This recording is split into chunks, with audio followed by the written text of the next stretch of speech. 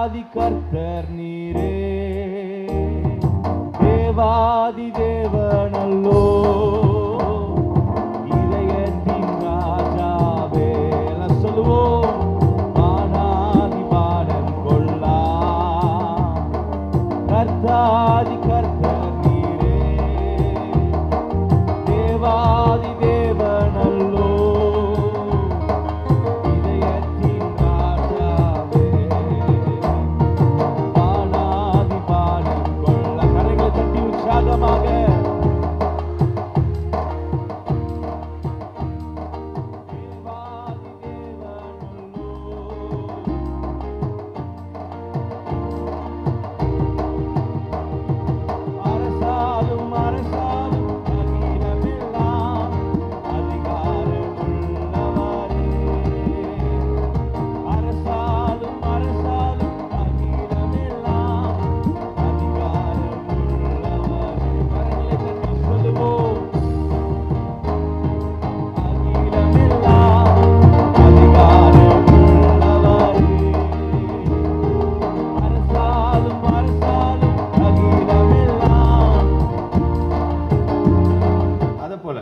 பரிசுத்த ஆவியானவரால் நிரப்பப்பட்டு ஆவியினாலே நீங்க நிரம்பி இருக்கும்போது நமக்குள்ள வேதம் சொல்லுகிறது, ரெண்டு வார்த்தை சொல்லப்பட்டிருக்கிறது.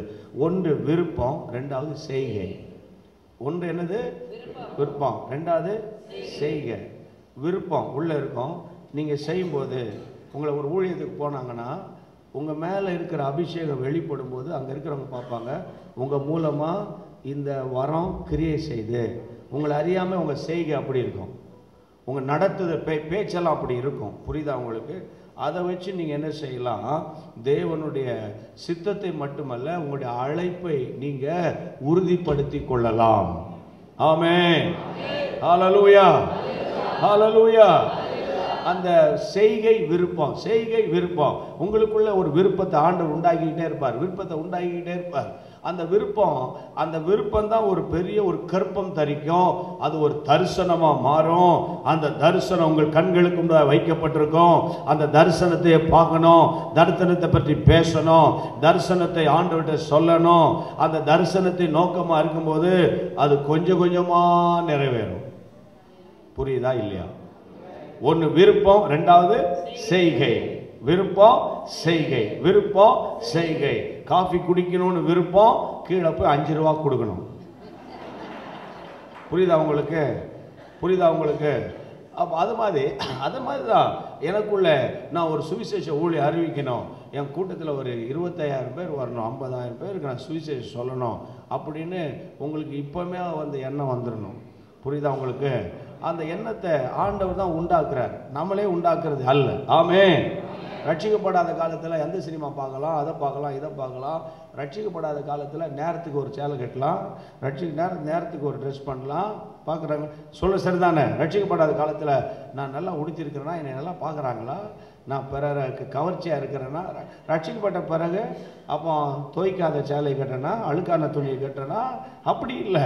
அப்பவும் நல்லா தான் இருப்போம், ஆனால் அது பிறருக்கு இடைஞ்சல் இல்லாமல் இருப்போம். புரியுதா உங்களுக்கு? அப்போ எப்போதும் செய்கை விருப்பம், செய்கை விருப்பம். என்னதான் நீங்கள் பலவிதமான சில நேரத்தில் பார்த்தீங்கன்னா இப்போ உதாரணத்துக்கு திருப்பத்தூரில் சாம் ஜெபத்திரன்னு எனக்கு ஞானஸ்நானம் கொடுன்னு சொல்லியிருக்கிறாரு. நான் வந்து கிட்டத்தட்ட ஒரு 10 வருஷமாக ஞானஸ்நானம் கொடுக்குறேன். ஒரு வருஷத்துக்கு ஒரு 500லேருந்து 700 800 பேருக்கு ஞானஸ்நானம் கொடுக்குறேன். அப்போது நான் எல்லா ஊருக்கு போனால் ஞானஸ்நானம் கொடுக்க மாட்டேன். ஏன்னா அந்தந்த ஊரில் அந்தந்த பாஸ்டர் இருக்காங்க. புரியுதா உங்களுக்கு? அவங்க தான் அவங்க ஞானஸ்நானம் கொடுப்பாங்க, அவங்கள சத்தியத்தில் நடத்துவாங்க. புரியுதா உங்களுக்கு? இந்த மிடில் ஈஸ்ட் நாடுகளுக்கு போனால் அங்கே பாஸ்டர்ஸே கிடையாது. அப்போது அவங்களுக்கு நம்ம ஞானஸ்நானம் கொடுக்கலாம், இல்லை நான் தான் கொடுப்பேன் அப்படின்னு நான் அங்கே வாக்குவாதம் பண்ணிகிட்டு இருக்கக்கூடாது. புரியுதா உங்களுக்கு? அப்போ கர்த்தருடைய போகிற இடங்கள்லாம் நான் சர்ச்சை ஆரம்பித்தேன்னா அவ்வளோதான். அது நம்ம சபைக்கு பிரயோஜனமாக நம்மளை ஆண்டவர் வச்சிருக்கிறார். ஆமென். அப்போ அதே மாதிரி உங்களுக்குள்ள என்ன விருப்பம் இருக்கோ அந்த விருப்பத்தை உண்டாக்குகிறவரை யார் தான்? அது உங்களால் உண்டானது அல்ல. புரிஞ்சுக்கிட்டீங்களா? உங்களால் உண்டானது அல்ல, அது யாரால உண்டானது? கர்த்தரால உண்டானது. அந்த விருப்பத்தை, அந்த விருப்பம் என்ற ஒரு விதையை உங்களுக்குள்ள விதைத்தவர் ஆண்டவர். அப்ப அந்த விருப்பத்தின் மேலேயே உங்களுக்கு விருப்பமா இருக்கணும். புரியுதா உங்களுக்கு? எல்லாத்தையும் பார்த்தாலும் உங்களுக்குள்ள ஒரு விருப்பம், ஒரு ஆசை, ஒரு ஆர்வம், ஒரு ஆவல் உள்ள இருக்கும். அதன் மேலேயே நீங்க கண்ணோக்கமா இருக்கணும். ரெண்டாவது, நீங்க ஊழியத்துக்கு போகும்போது உங்கள் வழியாய் உங்க செய்கை, உங்க பேச்சு, உங்க அணுகுமுறை, உங்களுடைய கலந்துரையாடல், ஒரு ஜனங்களுக்காக ஜெபிக்கிற விதம், இதை பார்த்தாலே நீங்க யாரும் கண்டுபிடிச்சிடலாம். கையை வைத்து கர்த்தரை ஸ்தோத்திரம் பண்ணுங்க. ஆமென்.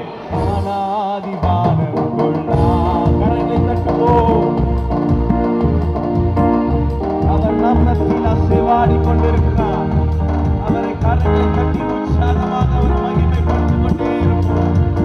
உம்மை ஆராதிக்கிறோம். ஆனாதிமானம் கொள்ளார். கர்த்தாதி கர்த்தர் நீரே. தேவாதி தேவன் அல்லோ.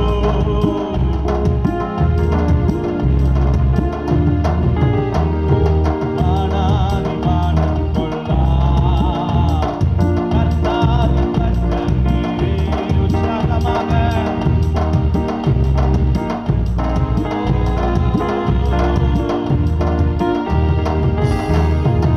ஆயிரம் ஆயிரம் பெண்களிலே அழகில் சிறந்தவர் நீ மாத்திரமே.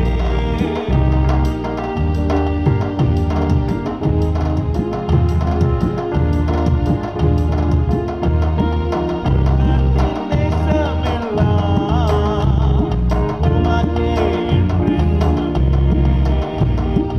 உலகின் நேசமெல்லாம்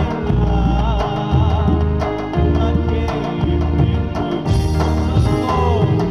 உலகின் நேசமெல்லாம் அவரை பார்த்து சொல்லுவோம்.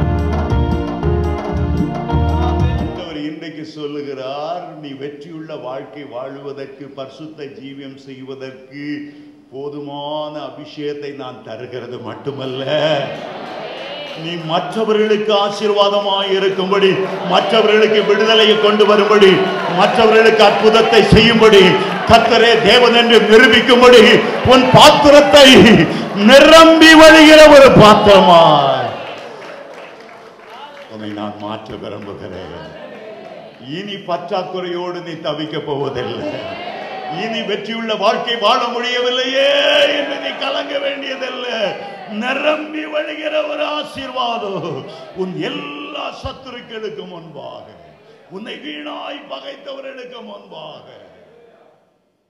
தாவீதுடைய வெற்றிக்கு ரகசியம் என்ன? சத்துருக்கள் ரொம்ப பெருகிட்டாங்க. எத்தனையோ ஜாதிகள் தாவீதுக்கு விரோதமாய், இஸ்ரவேலருக்கு விரோதமாய், எமோரியர், எபூசியர், கிர்காசியர், இவங்க பெலிஸ்தியர், ஏராளம் சத்துருக்கள் வந்தாங்க. ஆனா தாவீது என்ன, நான் என் சத்துருக்களை பார்க்க மாட்டேன். என் சத்துருக்களை பார்த்து அவங்க பல்ல நர நரன்னு கடிப்பாங்க, மூஞ்ச உருன்னு வைப்பாங்க, அவங்கள பார்த்து நான் ஏன் சோர்ந்து போகணும்? எப்போல்லாம் எனக்கு சத்துருக்கள் பெருகி வர்றாங்களோ அப்போல்லாம் கர்த்தர் எனக்கு ஒரு பந்தையை ஆயத்தப்படுத்தி என் தலையை எண்ணெயால் அபிஷேகம் பண்ணுவார். சத்துருக்களை நான் பார்க்க மாட்டேன். கர்த்தர் எனக்கு தரப்போகிற ஒரு வல்லமையான அபிஷேகத்தை பார்ப்பேன். சத்துருக்கள் பெருக பெருக கர்த்தர் என் மேல் வைத்திருக்கிற அபிஷேகம் பெரியதாய் இருக்கும். ஹல்லேலூயா, ஹல்லேலூயா. சத்துருக்களை பார்த்து நான் சோர்ந்து போவதில்லை.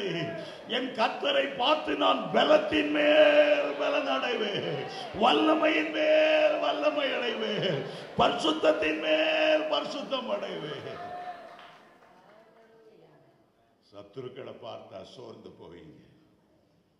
ஒரு நாளும் சத்துருவை பார்க்காதுங்க. சத்துரு பெறுகிறார்கள் என்றால் உங்களுக்கு ஏதோ ஒரு புதிய ஆவின் வரத்தை கர்த்தர் கொடுக்க போகிறார்.